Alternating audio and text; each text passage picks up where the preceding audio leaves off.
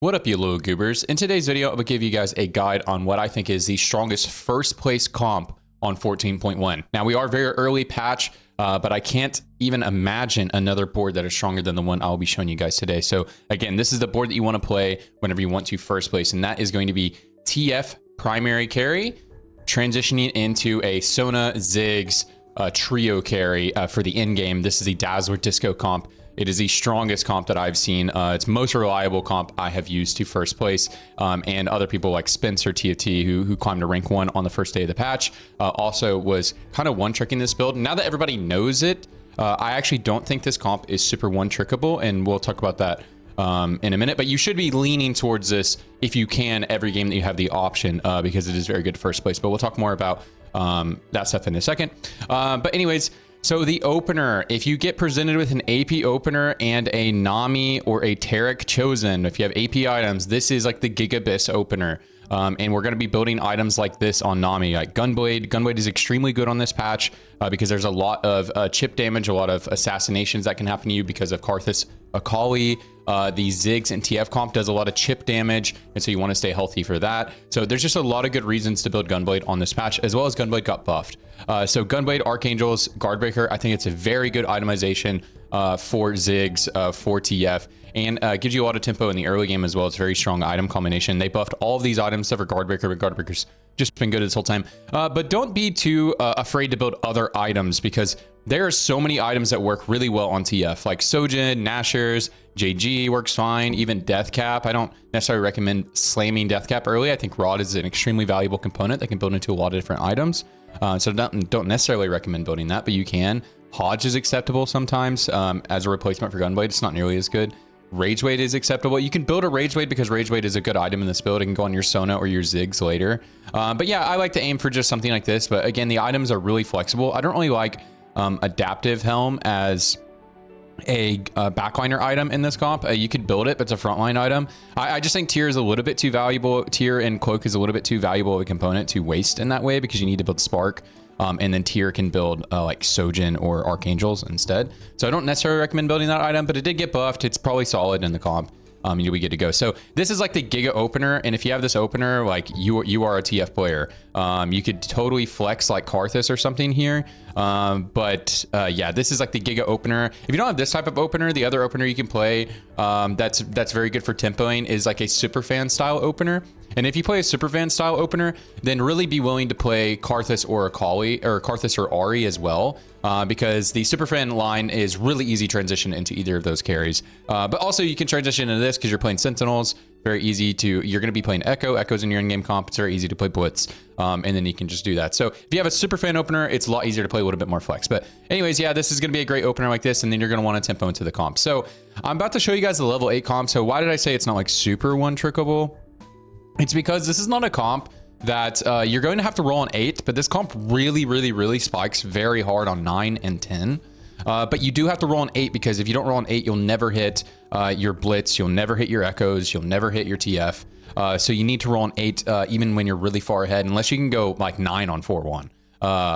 So we do need to roll on around 4-1 or 4-2. It's not exactly like it was last patch, which like a lottery on 4-1, but you typically will need to be rolling around 4-2. If you scout the lobby and you see there's nobody contesting you, then don't worry about it. Then you can roll on 4-3 or 4-4 or 4-5. But you generally need to plan to roll on 4-2 and be about at 4 lives, meaning about 30 to 40 HP.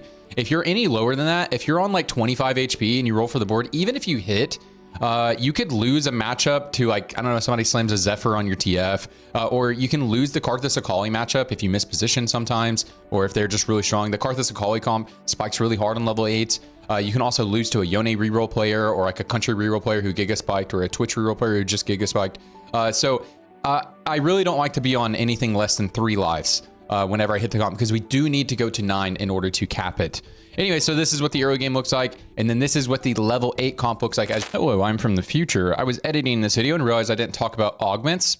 Augments are pretty simple. You just want to take what are the best meta augments. There's not really any like augments that like Giga takes this comp over the edge, but just typically anything gives you a little bit more frontline, a little bit of healing naturally. Maybe you don't have to build Gunblade. But typically, like, if you want to play this comp, you need an economy lead usually. So, especially if you're contested. So I like 1 economy plus 2 combat. Pretty simple. Extra items are solid in this. Bulk, the Disco augment, obviously. Razzle Dazzle, the Dazzler augment is obviously very good.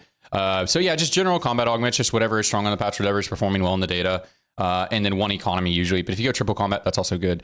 Anyways, back to the video. As you can see, I have 7 units on the board. This is the chosens you're going to be looking for are going to be Twisted Fate or Blitzcrank. Now, if you end up just hitting a TF2, or you have a bunch of copies of or you have 2 copies of TF, and maybe you're far ahead and you want to go 9, and you hit it Blitz too, you could totally take like a Zac Chosen or like a Thresh Chosen even. A Thresh Guardian Chosen, that is.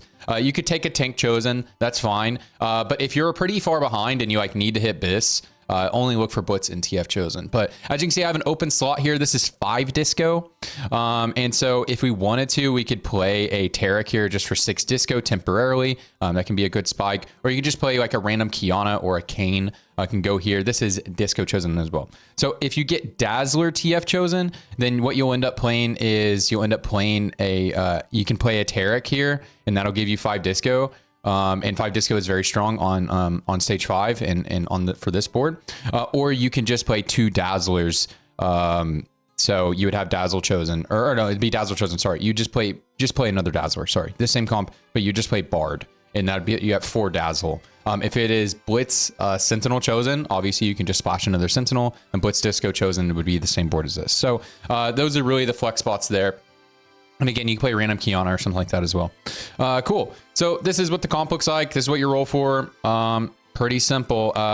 So the carry items go on TF, and then we want to build like a Morello or a red buff or something like that. If you end up building those and put them on TF, that is perfectly acceptable. But if you have 3 carry items, the Morello will go over here on the Lulu or a Seraphine. If you want to run a Seraphine right here, just you splash the Morello better.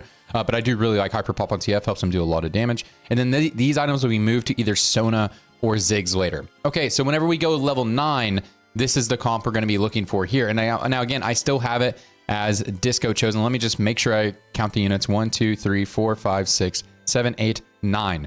So this is still disco chosen. All we've done now is we've replaced our Hyper Pop Girl with Sona. And then we added Ziggs and Bard, because again, I was only playing 7 units on that level 8 board. And then so this is what our build would look like every game that we have a disco chosen pretty much. The only thing we could do differently here is like a random Kiana, and maybe drop Nami. We would lose 5 disco. We could maybe drop Nami for like another random 2-star legendary unit. By the way, if you don't hit a Lowy, you just play Zac or Set until you hit. And if you play Set, opens you up to play a Poppy real easy. If you had a random Poppy 2-star, play Poppy 2-star on 8. I should have mentioned that as well. That's just a random, really good unit. If you hit 2-star, just put it on your board. It's super, super, super tanky, especially in disco comps. But anyways, yeah, we're going to be sitting here, and sometimes you need to sit here and just roll for a 2-star legendary. If we want to first place, ideally we want to go to 10, but you can first place with this comp on level 9. So we get a Ziggs 2-star or a Sona 2-star and a Lowy 2-star. Those are our win conditions. If you hit a Ziggs 2-star with 3 items and you have a tanky enough front line, that is good enough to first place in most lobbies. But getting the Ziggs, Sona, and a Lowy 2-star is the nuts. And then at level 10, all we are going to add, look at this. Lucian. Boom, Lucian. And they buffed Lucian really hard on this patch, so if you end up getting like a random TG at the end of the game, toss on Lucian, or if you have a random 80 carry item, toss on Lucian. He got buffed really hard. He's actually really strong, and he doesn't really need his carry trait, Rapid Fire. It's not really useful. But if you don't end up playing Lucian, you end up playing a Kiana 2. If you hit a Kiana 2, put Kiana 2 up here, and that is your level 10, and that's how you close out the game. Pretty simple stuff, guys. Positioning really simple in this. You just move the disco. I mean, it's really hard to reposition. So everyone is positioning versus you. So you just need to make sure you don't get Zephyred or a Akali jumped. And so that's why I have default TF in this spot. But sometimes you put TF there or TF there, just to avoid the Akali and all that good stuff. But anyways, guys, hope you guys learned from this guide, and good luck gaining some LP on the next patch. I'll see you on the next one. Bye-bye, you little goobers. Follow my stream. Bye-bye.